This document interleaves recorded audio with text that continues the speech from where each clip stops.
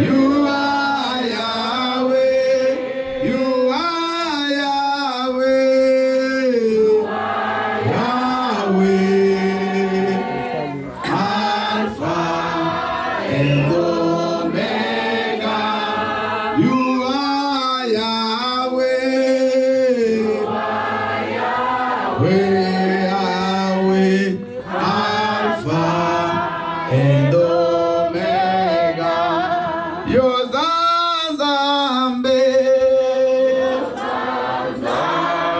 Yozanzambe na pamoja. Hallelujah. Yozanzambe.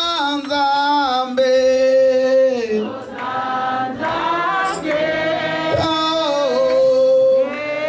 Alléluia mon Dieu. Zambe. Yozanzambe. Zambe. Alpha and Omega. Yozanzambe. Zambe.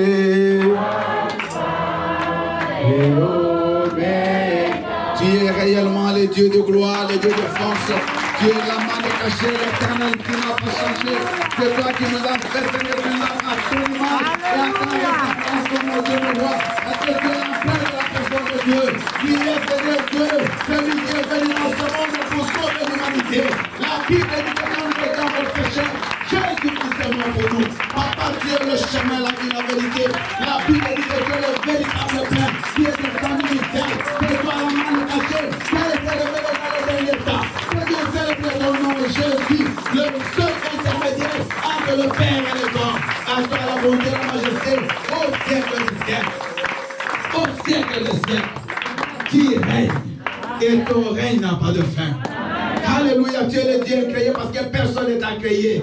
Tu existes depuis les temps anciens et tu seras toujours. Mon âme te bénit et t'adore ce matin. La Bible dit, je m'écris, loué soit l'Éternel et je suis délivré de mes ennemis. 1000 tomberont à mon côté, 10 000 à ma droite et je ne serai jamais atteint. Car la Bible dit, même si l'ennemi vient comme un fleuve, l'Esprit de l'Éternel le mettra en fuite. Et la loi, la séparation ce matin, ton esprit est rempli. Ça veut dire récompenser les mamans, récompenser les femmes. Merci pour ta présence, Seigneur. Merci parce que tu es là. Tu es rempli, Seigneur, de nos vies, de ta présence. Amen. Tu remplis nos vies de ta présence. Gloire à toi, Seigneur. Bénis ce moment, oh Dieu. Nous allons écouter ta parole. Nous allons présenter un bébé merveilleux. Nous allons, Seigneur Dieu, te célébrer avec les offrandes, avec les louanges, avec, Seigneur Dieu, tout ce qui va suivre après. Que tu nous accompagnes jusqu'à la fin, comme tu as commencé avec nous, au nom de Jésus-Christ. Je prends autorité maintenant sur tout ce qui n'est pas de toi, Seigneur. Tout esprit maléfique, tout esprit d'envoûtement, toute présence satanique, tout ce qui peut s'incarner, Seigneur, dans les vies des gens, tout esprit humain. Je te chasse de ces lieux, au nom puissant de Jésus. Père éternel, laisse que seule ta présence puisse régner en ces lieux. C'est pour ça que nous te couronnons comme les rois des rois et les seigneurs des seigneurs. Les seigneurs des seigneurs. À toi la gloire, à toi la force, à toi la majesté. Au nom puissant de Jésus. Amen. Nous allons prendre nos places.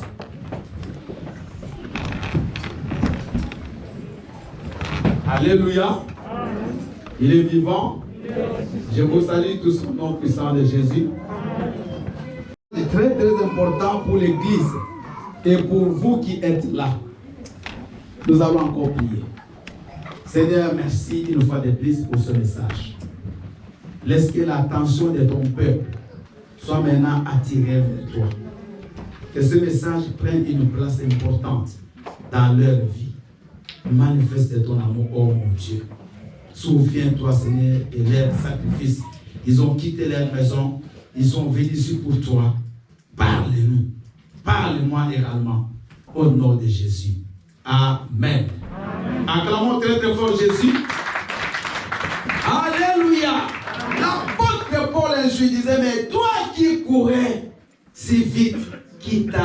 arrêté. Toi qui courais, toi qui étais zélé pour la maison de Dieu, mais qui t'a arrêté? Il a même dit qui t'a ensorcelé. Alléluia. Aujourd'hui, c'est un message pour moi et pour toi, un message qui est d'abord collectif et un message qui est individuel. C'est un message, bien aimé, qui va nous interpeller à retourner ou à revenir à notre premier amour. Acclame le Seigneur. Le titre de notre message, reviens à ton premier amour. J'ai prêché ce message au mois de septembre 2020. Mais le Seigneur m'a encore touché pour que je reprenne ce message parce qu'il connaît la situation de ta vie. Il connaît ta relation avec le Seigneur aujourd'hui. Dieu n'est pas le Dieu du passé, mais il est le Dieu d'aujourd'hui. Dites Amen. Amen. Alléluia. Avant que je donne quelques versets que nous allons lire, j'aimerais vous situer ce message.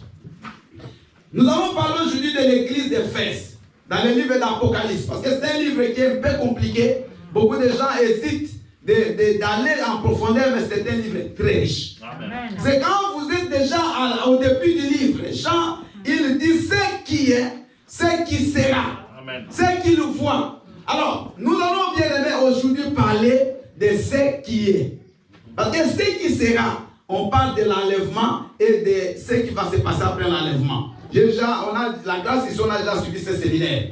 Mais ce qui est, c'est la situation actuelle de l'église. Amen. Amen. Nous allons parler aujourd'hui de l'église qui sont habillés en peau de mouton, mais ce sont des loups à l'intérieur. Ils viendront parmi vous et ils vont vous donner des enseignements qui seront comme du poisson. Et si vous ne faites pas attention, vous aussi, vous allez perdre votre foi.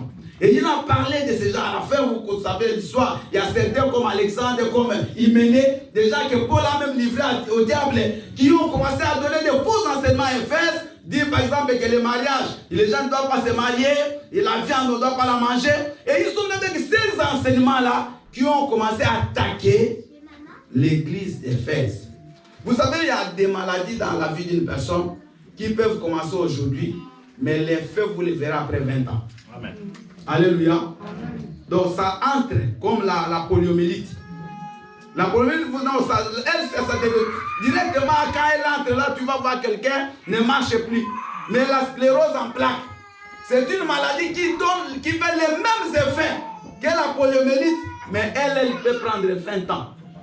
Et vous comprenez? Il y a des corps médicaux ici. Donc, cette maladie, ce virus, il peut entrer chez toi aujourd'hui. Mais si tu ne le détectes pas avant, après 20 ans, tu vas avoir des effets néfastes. Mais il y a d'autres, ils perdent directement, ils te détruisent. Vous comprenez? Donc, les virus les plus dangereux, ou les maladies les plus dangereuses, ce sont celles qui restent longtemps dans le corps. Parce que quand vous allez apercevoir la maladie, c'est déjà trop tard. Donc ça, vous voyez, même ici en France, la santé publique a mis en place beaucoup de systèmes. Quand vous commencez à monter en âge, on va commencer à vous demander de faire des dépistages. C'est très important. Amen. Ça, c'est une parenthèse. Donc, l'église d'Éphèse avait déjà reçu les virus. Elle avait déjà reçu les poisons, mais l'église n'était pas consciente. Et à la fin, l'apôtre Jean, quand il vient, il va voir la révélation d'Apocalypse. Parce que beaucoup de gens disent que l'église, le message de Dieu à l'église d'Éphèse, c'est comme la troisième lettre de Paul. Parce que Paul avait déjà mis les gens en garde. Et l'apôtre Jean, quand il arrive, il va maintenant expliquer ce qui s'est passé dans l'église d'Éphèse. Nous allons lire quelques textes et nous allons continuer l'explication. Le texte de base, c'est Apocalypse 2, 1 à 7. Maman Erika, vous allez préparer Apocalypse 2, 1 à 7. Ça, c'est le texte de base. Ici, on ne va pas lire tous les textes. Maman Aimée, vous allez prendre, s'il vous plaît, Acte 20, 29 à 31. Maman Edida, vous prenez 1 Samuel 16, 6 à 7. On va lire ces deux textes-là. Acte 20, 29 à 31 et 1 Samuel 16, 6 à 7. Nous laissons suivre la lecture. Après, on continue avec ce message. Je vais lire au nom de Jésus Apocalypse 2, versets 1 à 7. Écrit à l'ange de l'église d'Éphèse.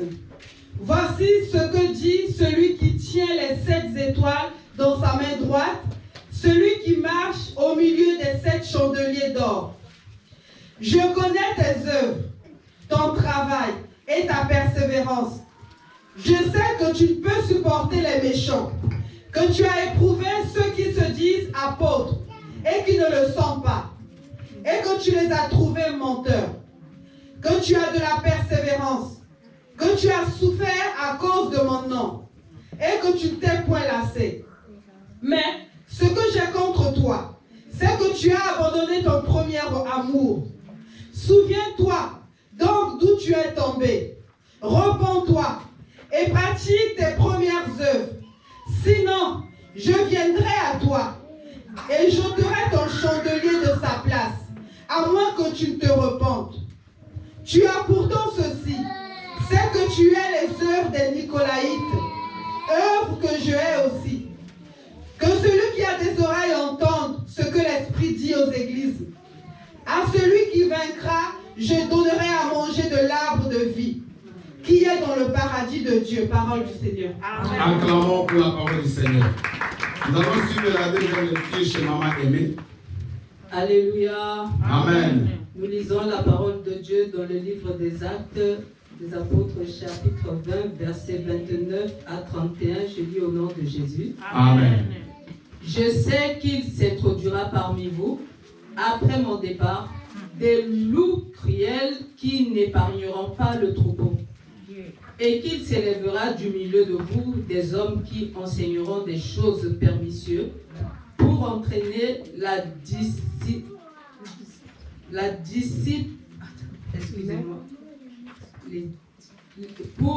entraîner les disciples après eux. Veillez donc vous souvenant que durant 3 années, je n'ai cessé nuit et jour d'exhorter avec larmes chacun de vous, parole du Seigneur. Acclamons pour la parole du Seigneur. Nous passons à la dernière lecture. Notre sœur Didier va nous lire. Je lis la parole du Seigneur dans le livre de 1 Samuel, chapitre 16, à partir du verset 6 au verset 7. Lorsqu'ils entrèrent, il se dit, en voyant Eliab, certainement, loin de l'Éternel est ici devant lui. Et l'Éternel dit à Samuel, ne prends point garde à son apparence et à son hauteur de sa taille, car je l'ai rejeté. L'Éternel ne considère pas ce que l'homme considère. L'homme regarde à ce qui frappe les yeux, mais l'Éternel regarde au cœur. Parole du Seigneur. Acclamons la parole du Seigneur. Alléluia. J'aimerais que vous me donniez votre attention parce que je vais aller vite. On ne va pas terminer aujourd'hui la prière tard comme l'autre fois. Amen. Samuel, c'est un grand prophète de Dieu. Et quand Samuel, Dieu l'envoie pour aller oindre un des fils d'Isaïe, le papa de David, comme roi, parce que Dieu avait rejeté le roi qui était là, le roi Saoul.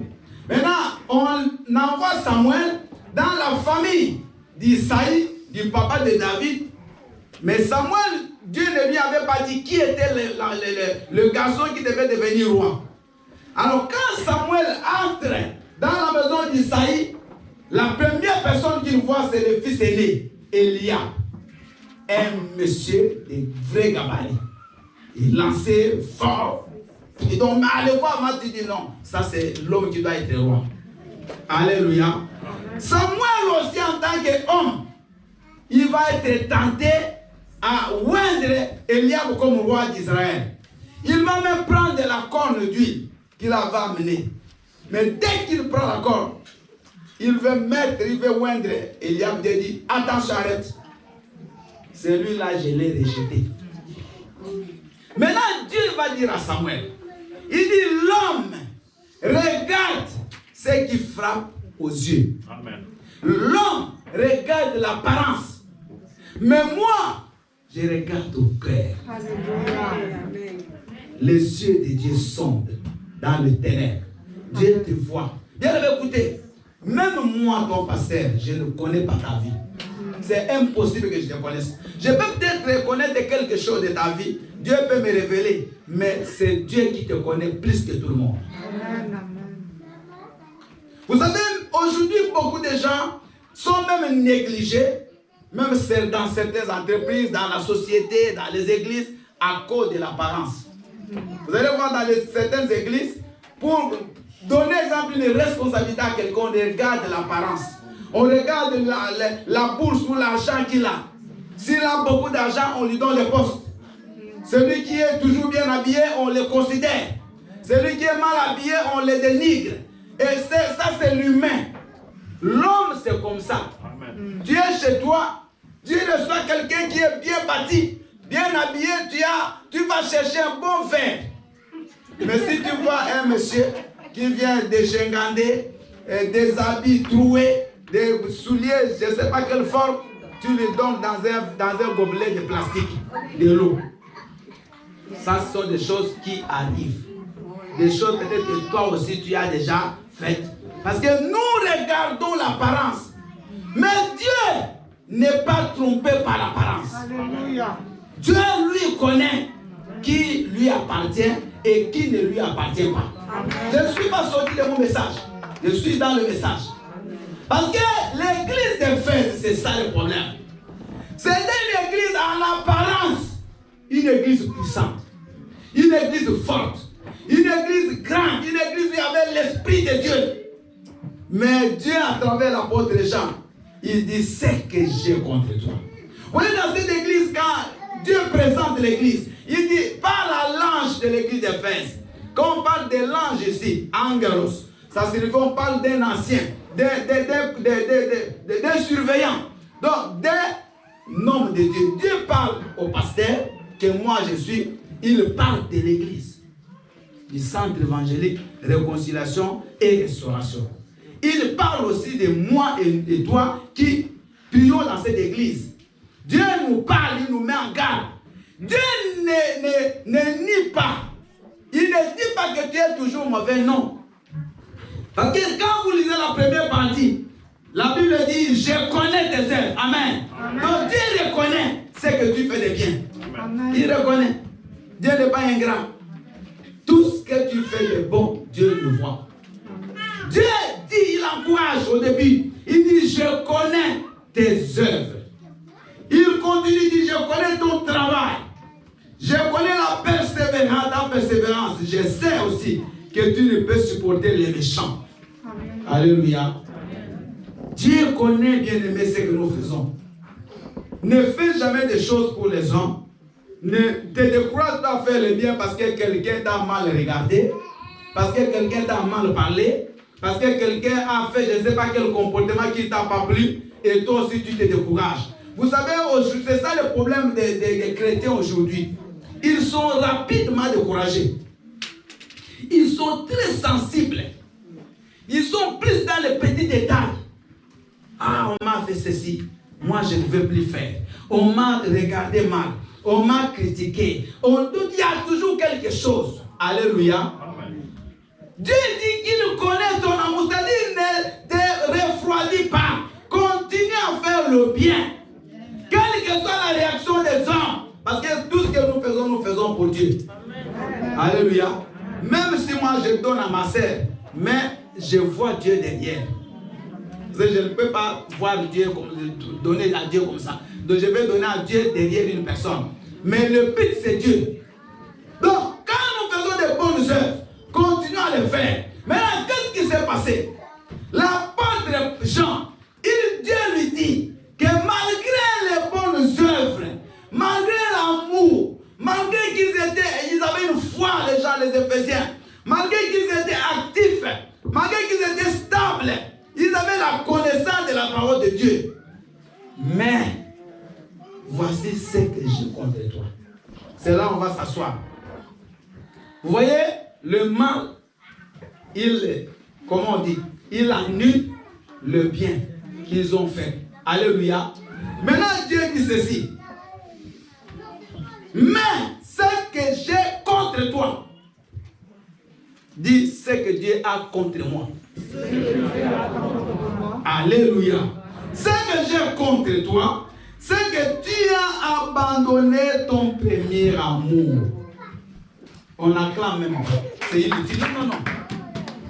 Vous savez quand je dis, vous savez, notre frère là, il a volé. Alléluia, il ne faut pas dire amen. Parce que quand tu dis amen, ça dit tu dis gloire au Seigneur. Il y a des choses où on ne dit pas amen. Amen. Alors, Dieu il est contre moi. Il est contre toi. Il dit malgré ce que tu as fait, mais ce que j'ai contre toi aujourd'hui, c'est que tu as abandonné ton premier amour. Bien-aimé, vous savez, il y a des gens qui sont ici, qui faisaient l'œuvre de Dieu avant, qui étaient zélés dans le travail. Il y a des gens qui étaient zélés même à donner leur dîme. Ils étaient zélés à soutenir l'œuvre de Dieu. Aujourd'hui, ils ne le font plus. Il y a des gens qui étaient debout, même à la maison. Quand ils priaient, ils pouvaient s'agenouiller 1 heure. Dans le secret, ils priaient. Aujourd'hui, ils ne le font plus. Il y a des gens, je ne dis pas seulement ici, même partout où tu es passé, si nous devons rentrer même 10 ans avant, que chacun fasse un rétro-pédalage, qu'il retourne un peu 10 ans en arrière, regarde comment tu aimais Dieu.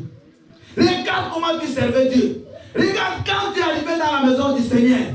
Est-ce que c'est la même chose aujourd'hui? Est-ce que l'amour que tu avais, c'est le même amour que tu as aujourd'hui pour Dieu? Moi, je ne vais pas répondre. Mais Dieu voit, il dit, tu as perdu ton premier amour. Tu as abandonné. Ça dit que tu es froid. Même si l'apparence est toujours des chrétiens. Mais Dieu sait que tu n'es plus. Est-ce que vous me comprenez? Tu as l'apparence des chrétiens parce que le dimanche tu viens prier. Mais tu n'es plus chrétien. Tu as déjà abandonné le Seigneur. Tu es froid. Et les gens qui sont froids, la Bible dit Dieu va les vomir. Donc il y a des gens bien aimés en Afrique. Ils pouvaient même faire le pied. Faire le pied pour aller à l'église. Faire 2, 3, 4, 5 kilomètres. Il y a des gens peut-être qui n'avaient même pas mangé, mais qui allaient à la prière. Aujourd'hui, tu as même la voiture. Tu as le métro. Tu as le bus. Tu as tout. Mais à l'église, pour que tu viennes, tu as toujours des raisons. Ce n'est pas toi. Il y a quelque chose en toi.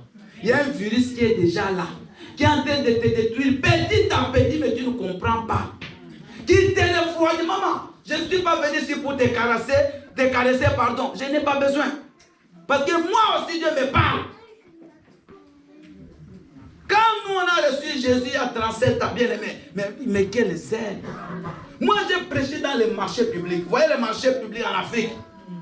Beaucoup de monde en train de vendre. Je viens là, je cherche un endroit un peu élevé. Comme je suis de petite taille.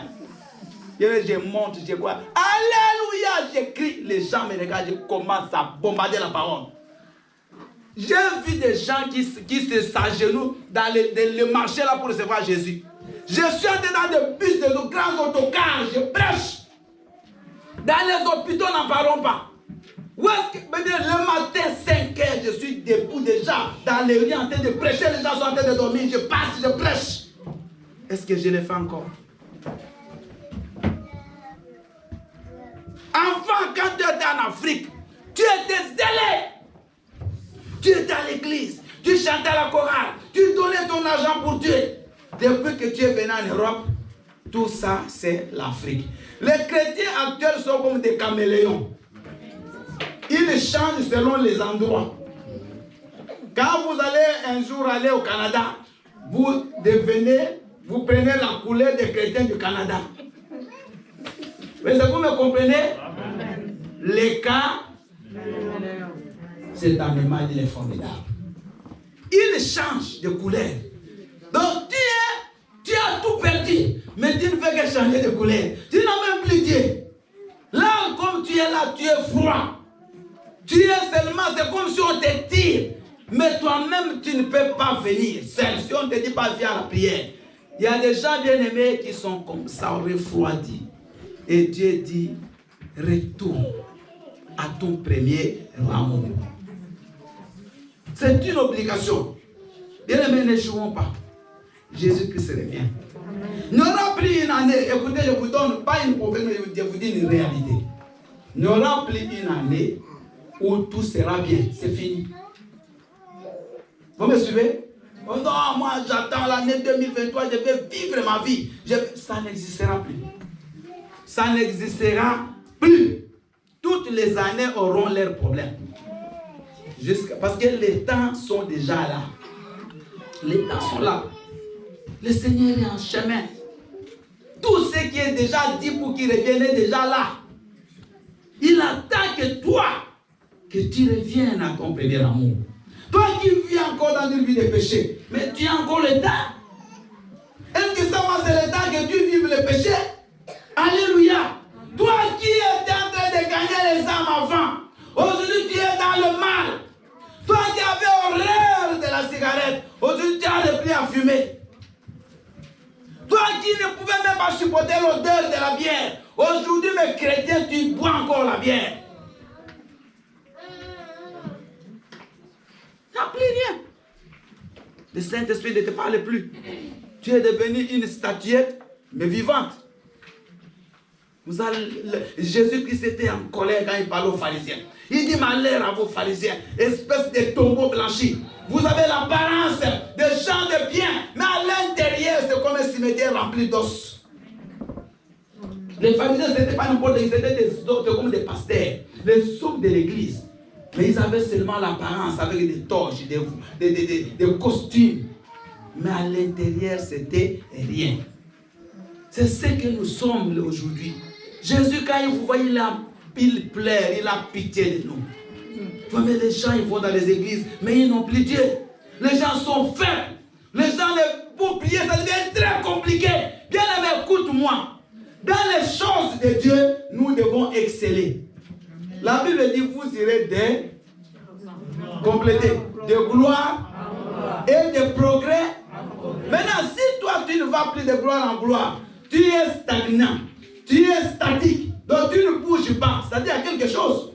Vous voyez les enfants, quand ton enfant ne grandit plus, maman, l'enfant déjà, il a 11 ans, mais il est toujours là. Mais tu vas commencer à croire qu'il y a un problème. C'est la même chose pour Dieu, parce que nous sommes les enfants de Dieu. Quand Dieu voit que tu ne grandis plus, mais Dieu, il se fait du souci pour toi. Mais il y a quelque chose qui est en toi. Il y a une maladie qui est déjà là. Le diable t'a déjà pris.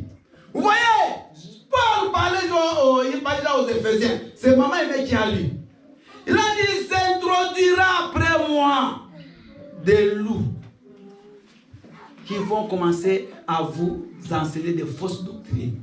Il y a des gens qui écoutent n'importe quoi. Toi, tes pasteurs, c'est le YouTube. Tes pasteurs, c'est l'Internet. Tous les jours, tu es là.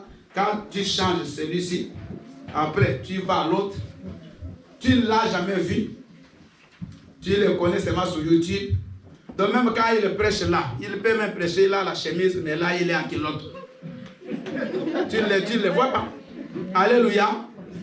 Peut-être il est même en train de tourner une petite marmite là, de ses ancêtres qu'on lui avait donné. Mais pourquoi ce sont des choses qui ne peuvent pas se faire? Ça peut se faire. Alléluia. Moi j'ai vu des gens, je ne sais pas dans quel pays, mais ils donnent des prophéties à travers YouTube aux gens qui sont dans de bien. Même soyons quand même logiques. Soyons logiques. Et les gens sont derrière. Les gens sont derrière. Mais là où tu peux voir quelqu'un te parler, tu ne veux pas aller. Ça, c'est le signe du péché. Quelqu'un qui vit la vie de Dieu, il doit vouloir aller dans une église où il est en communion avec les autres. Mais toi, maintenant, c'est des explications. C'est toujours cette église. Toi, tu n'as jamais dû faire de mal. C'est toujours les autres. Mais avant, quand on citait ton nom, tu disais gloire au Seigneur. Aujourd'hui, tu es prêt à te battre. Aujourd'hui, c'est prêt à découdre avec des coups de poing. Parce que c'est le plus, tu n'as rien de spirituel, c'est la chair qui agit. Alléluia.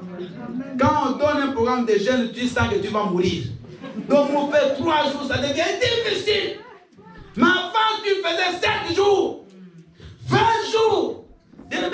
crois pas que quand tu sens que les choses ne marchent plus, tu ne parviens plus à prier, ne dis pas que ça, bon, c'est l'âge. Non, ce n'est pas l'âge. Il y a quelque chose qui est entré en toi. Aujourd'hui, c'est une interpellation. Maman, toi qui donnais les dîmes, ça fait 6 mois que tu ne donnes plus.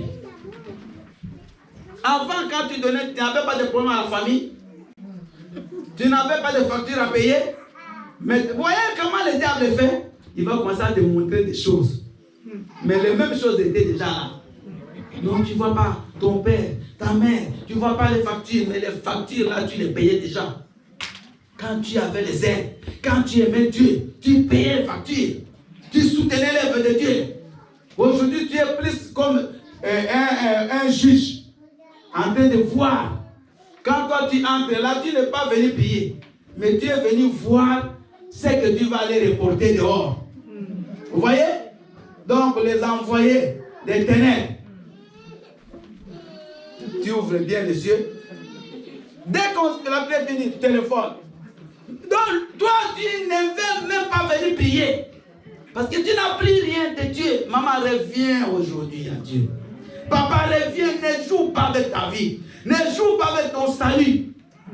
Parce que Jésus est mort pour nous. Il a donné sa vie. Ce n'est pas pour que nous continuions encore à marcher comme des païens. Là où tu travailles, les gens ne te reconnaissent même pas comme un chrétien. Apparence seulement. Ne dormez pas. Alléluia. Si tu dors, tu peux te mettre debout s'il te plaît. Parce que si tu rates ces messages, si Jésus revient aujourd'hui, on risque de ne plus se revoir. Faisons attention, bien-aimés. Ne croyons pas que prier, c'est seulement le fait de venir à l'église et de rentrer. Mais Dieu n'est plus en toi. Judas Iscariote, il était avec Jésus jusqu'à la fin. Mais il n'avait pas Dieu. Il est déjà vendu. Il a déjà vendu son âme.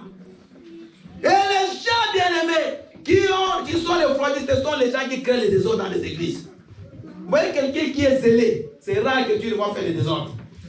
Parce qu'il n'a pas le temps. Lui, son temps, c'est chercher la face de Dieu. Son temps, c'est de prier, c'est de faire le bien. Mais quelqu'un qui n'a plus Dieu, qui est devenu comme les chrétiens de Fès, il va chercher des troubles à l'église. Des problèmes.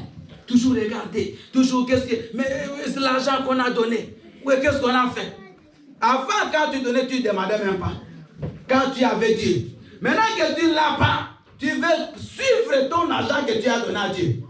Dieu, explique-moi. Qu'est-ce que tu as fait avec mon argent? Je vous pose une question. Quand on donne les offrandes, on donne au pasteur dit? Non, mais répondez. Quand vous étiez à l'église catholique, la plupart, qui était parti demander au prêtre que mon offrande là que je donne, qu'est-ce que tu as fait? Est-ce qu'il y a quelqu'un qui a déjà demandé? Non, je vous pose la question, soyons sincères. Vous l'aviez fait? Mais pourquoi vous voulez que moi je vous explique? Parce que moi je n'ai pas Dieu.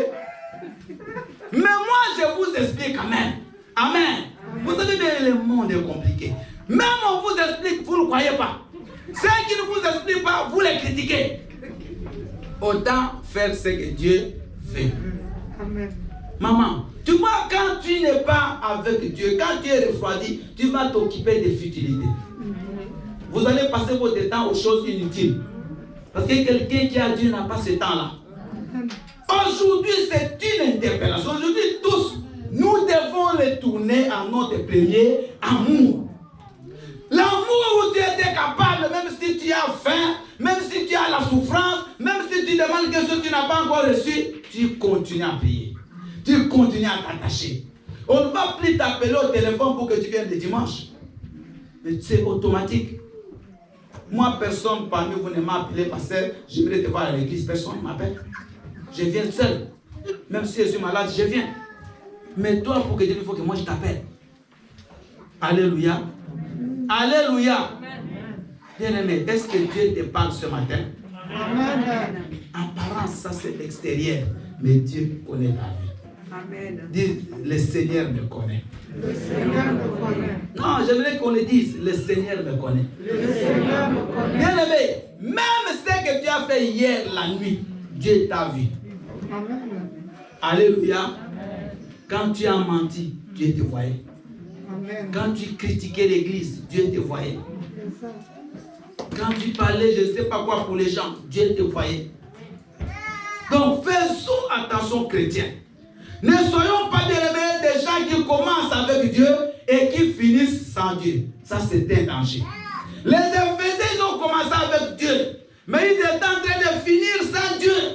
Ils ont commencé avec feu, mais ils étaient en train de finir froid. Autant que tu commences froid et que tu finisses avec le feu. Autant que tu commences sans Dieu et que tu finisses avec Dieu. Amen. Amen. Alléluia. Amen. La Bible dit que les premiers seront les derniers. Toi qui se moques aujourd'hui des gens qui ne prient pas, fais gaffe. La Bible dit que attention à vous qui êtes debout de ne pas tomber. Alléluia. Et peut-être demain ils vont se repentir, ils vont rester définitivement. Mais toi qui aujourd'hui crois que tu es debout, mais au contraire, il n'y a même plus rien de toi, de Dieu en toi, tu risques de rester de là assis seulement l'apparence. Faisons attention à l'apparence. Faisons attention au titre. Surtout les gens qui sont élevés dans les églises. C'est surtout ces gens-là que le diable utilise beaucoup. Vous allez croire que tu es encore Dieu parce que tu modères. Tu es encore Dieu parce que tu prêches. Tu es encore Dieu parce que tu fais je ne sais pas quel travail de Dieu. Oh, tu n'es plus. Alléluia. Amen. Samuel a dit, ne regarde pas son apparence. Je le rejette. Il y a des gens bien aimés, écoutez, il peut donner l'argent à l'église. Il peut même acheter un temple, écoutez, mais il n'a pas Dieu. Vous croyez que tous ces gens-là qui donnent beaucoup d'argent dans les églises, la plupart ils ont Dieu. Certains viennent même pour se couvrir. Ils croient que parce qu'il a donné l'argent, il va cacher ses péchés.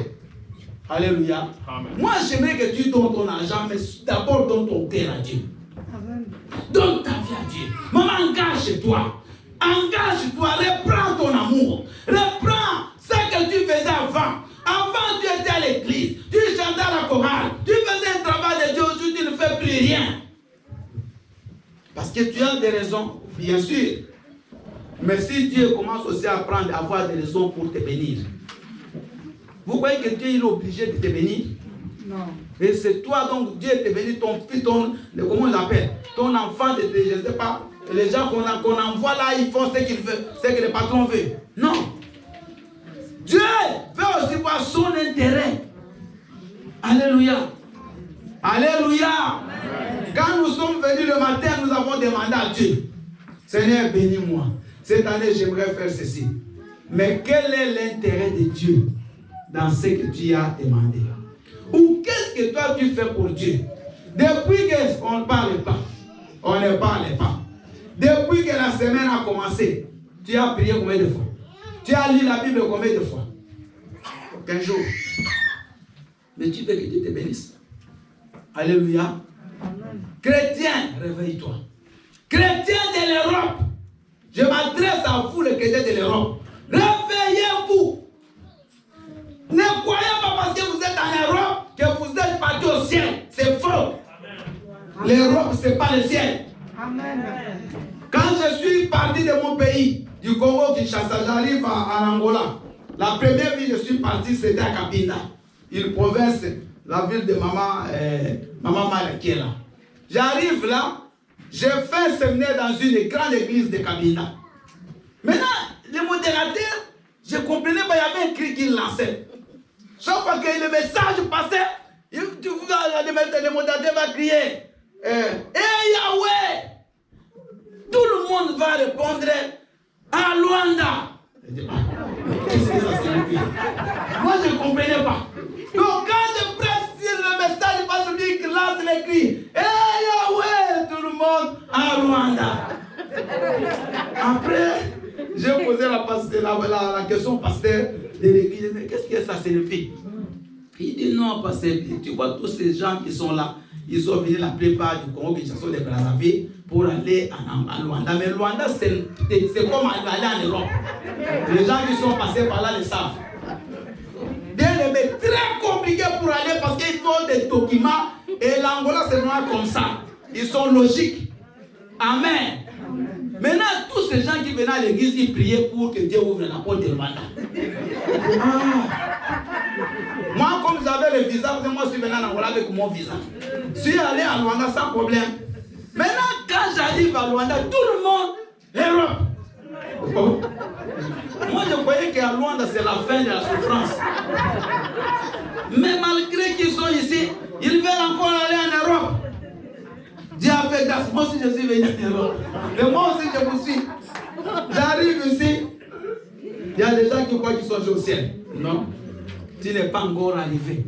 Parce qu'il y a certains qui sont ici qui m'ont dit qu'ils veulent aller aux États-Unis. Papa, moi, je crois qu'il faut que j'aille au Canada. D'autres veulent aller rentrer même en Afrique.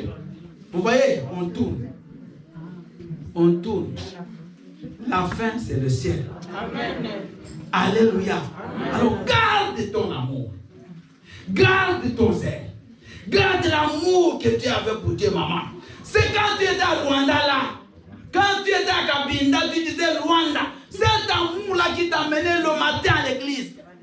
Garde cet amour ici. Ici, tu n'as plus besoin d'aller te souffrir comme là pour prendre même un jus. Parce que les jus, vous les avez. Tu peux même ne pas avoir, tu vas au resto du cœur, on va te donner. Mais ici, cherche Dieu. Amen. Amen. Cherche Dieu. Si tu faisais quelque chose, reprends le faire. La Bible dit, regarde où tu es tombé. C'est-à-dire, avant que quelqu'un se refroidisse, il doit commencer d'abord par tomber. Il y a toujours un point de départ. Bien aimé, ne croyez pas que tous ces gens que vous voyez ici ne connaissent pas Dieu. Il y a des gens qui ont même servi Dieu ici. Quelque part. Très engagés. Alléluia. Amen. Un jour, j'ai prêché en 88. J'étais jeune. Je prêche. Et le matin, je vois un vieux papa. Moi, j'avais 23 ans. Il était là dans la salle. Et il suivait attentivement mon message. Quand j'ai fini le message, il m'approche après la prière. Il me dit, pasteur, tu sais, j'ai bien suivi ton message, mais je vois que tu as l'avenir. Il me parle comme un papa. Et j'étais là, je l'écoutais attentivement. Il dit, tu vois moi comme tu me vois là. C'est moi le pasteur de l'église. Il y avait une église qui venait de commencer quelque part, une église protestante. C'est moi le pasteur. Et j'ai été 24 ans diacre. Oh.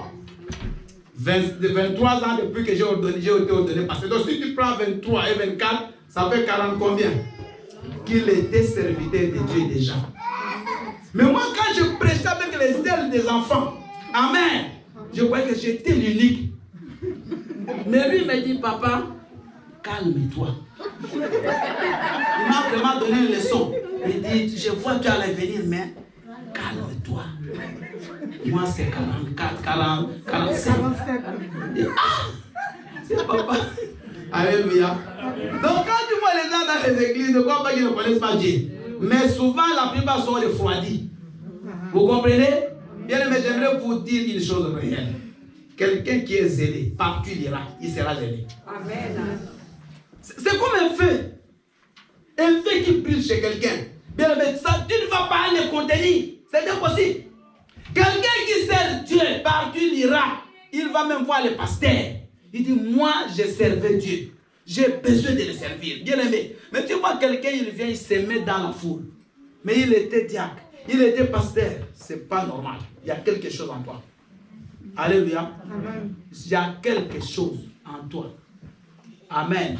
Amen. Alléluia. Amen. Moi, je suis venu en Europe pasteur. Pasteur ordonné depuis l'Afrique. Je suis arrivé dans cette salle que vous voyez. Il y avait un ministère ici, puissant. Et quand j'arrive, je ne me suis jamais présenté. Un pasteur est venu ici de l'Angleterre. Il est en train de faire un grand service. Bien aimé. Les gens tombaient. Il me regarde. Il dit, par l'homme de Dieu, viens. Il ne me connaît pas. Il a vu. Ça, c'est un homme de Dieu. Viens, tu vas m'aider. Et on a prié pour les gens. Alléluia. Amen. Après, j'ai commencé à servir Dieu.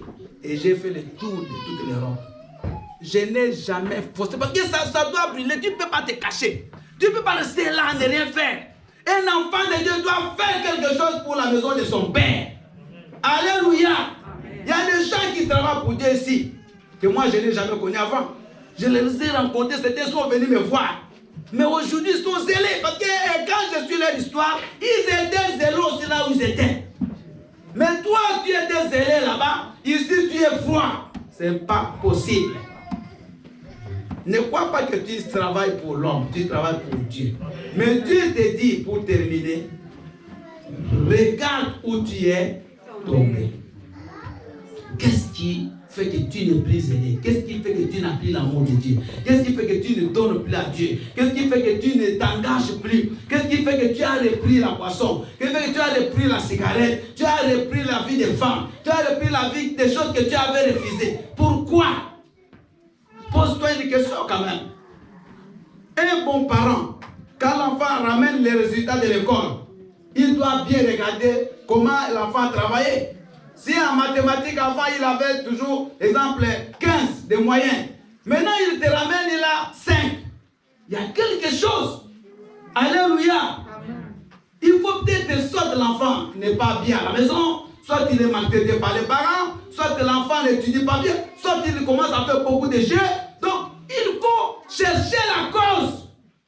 Alors, quelqu'un qui veut reprendre le chemin de Dieu, qui veut revenir dans l'amour de Dieu, il faut d'abord qu'il fasse un examen de sa vie.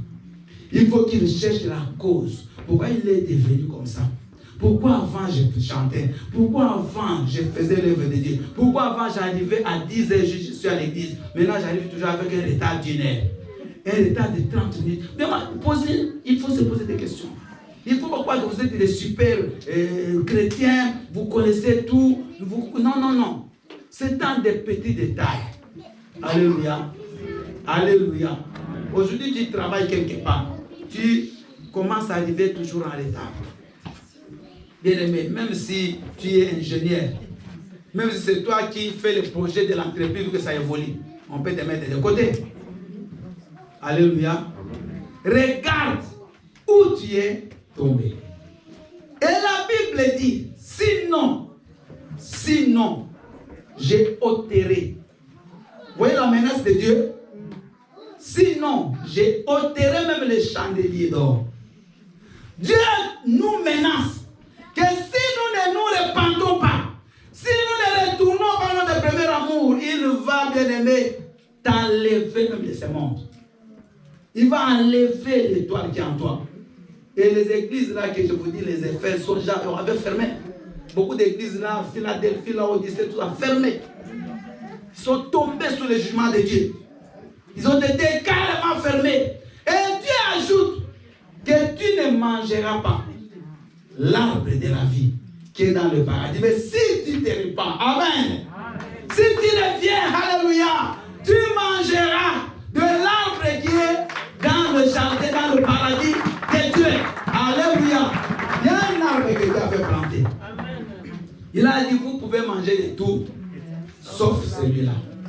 C'est l'arbre de la connaissance du bien et du mal. C'est l'arbre de la vie. Vous savez, Adam et Ève devraient vivre éternellement. Amen. Dieu lui-même pourrait un jour leur permettre de manger cet arbre-là. Et ils allaient avoir la vie sur la terre, ils n'allaient plus mourir. Mais eux, ils ont mangé avant que Dieu leur ordonne de manger. Mais Dieu reprend encore sa promesse. Il dit que si toi, tu te répands, donc Dieu ne te rejette pas, mais Dieu te rappelle, si tu peux revenir sur de bons sens, Dieu te dit que tu mangeras maintenant cet arbre-là. Et tu vivras avec Dieu éternellement. Acclamons le Seigneur. Alléluia. C'est un message qui m'a beaucoup touché depuis la nuit. Et je suis en train de voir, moi je suis pasteur de l'église, je vois comment beaucoup de gens sont refroidis. Je vois comment beaucoup de gens viennent, vous sentez maintenant rien des chrétiens. Les gens font le travail par force, par apparence pour plaire au pasteur. Mais il y a la relation personnelle. Beaucoup de gens n'en ont pas. Beaucoup de gens n'en ont pas. Bien aimé, moi je n'ai pas besoin de voir 10 000 personnes à l'église. Qu'est-ce que ça me donnera quoi? Mais moi, mon souci, c'est que même 10 personnes, nous puissions aller au ciel. Amen. C'est ça le souci de Dieu, c'est le ciel, maman. Le monde, on a déjà eu. L'Europe, on avait pris, on est déjà là. Qu'est-ce que tu cherches encore? Maintenant, cherche ton salut, ton ciel. Amen. Oublie toutes ces choses-là, maman. Quand tu te donnes à Dieu, ce n'est pas que tu deviens ignorant ou Dieu ne va pas. Non, tu vas vivre ta vie. Mais mets Dieu à sa place. Reprends l'amour que tu as fait. Alléluia. L'amour, la prière de mercredi, tu es là. Vendredi, tu es là. Même si Dieu t'a béni. Aujourd'hui, beaucoup de gens, quand Dieu les bénit, ils abandonnent l'église. Quand ils cherchent la bénédiction, il est à l'église. Mais c'est quoi ça? C'est quoi ça? Toi, tu viens, tu prends Dieu pour un féticheur. Quand tu as besoin, tu viens. Quand tu as déjà eu, tu pars. Alléluia. Et si Dieu dit maintenant, il ne va plus te donner. Bien aimé, mettons-nous debout, s'il vous plaît. J'aimerais que chacun, même pendant 2 minutes, qu'il essaye de voir où il est tombé. Je ne suis pas venu te flatter, même moi je me flatte parce que c'est Dieu voit. Dieu ne parle pas en vain. Dieu nous voit que nous sommes les chrétiens d'apparence. Nous venons gonfler les bancs. Mais Dieu voit, nous on est loin de Dieu. Parce que des choses que Dieu faisait, tu ne les fais plus. C'est ça le signe. Et maintenant les gars, ça avait commencé quand? Qu'est-ce qui est arrivé? Où le serpent t'a piqué? Peut-être les gens. Parce que tu écoutes trop maintenant les gens t'ont détruit. Les gens te parlent à l'oreille. Vous savez, il y a des gens, excusez-moi le terme, ils ne fuient jamais les églises. Mais ils font fuir les autres. Il est là, on les appelle des vieux prophètes. Donc il connaît tout. Mais il n'a plus Dieu. Le problème pour lui, il n'a plus de relation avec Dieu. Il est vieux prophète. Donc avant, il prophétisait. Mais aujourd'hui, Dieu ne l'utilise plus. Mais il est là pour détruire les autres. Son travail, c'est tu as vu, tu as entendu, tu as... Donc lui, c'est lui qui trouve les yeux dans le mal. Comme le serpent ouvert les yeux d'Ève. Il est serpent. Attention au serpent. Si le serpent s'approche de toi, piétine sa tête. Amen. Au nom de Jésus, je ne veux plus que tu me parles. C'est tout. Ton salut vaut mieux que son amitié. Amen. Bien, mais moi, pour aller au ciel, s'il faut que je reste seul, je resterai. Ah oui. S'il faut que si je vois que toutes les personnes là veulent que j'aille en enfer, autant que je reste seul. Mais j'irai rencontrer ceux qui vont aller au ciel comme moi. Amen. Parce que Dieu ne change pas. Ce n'est pas parce que tu ne fais plus l'œuvre de Dieu que l'œuvre ne va plus avancer. Mais c'est toi qui vas perdre ton salut. Amen. Amen. Prions le Seigneur.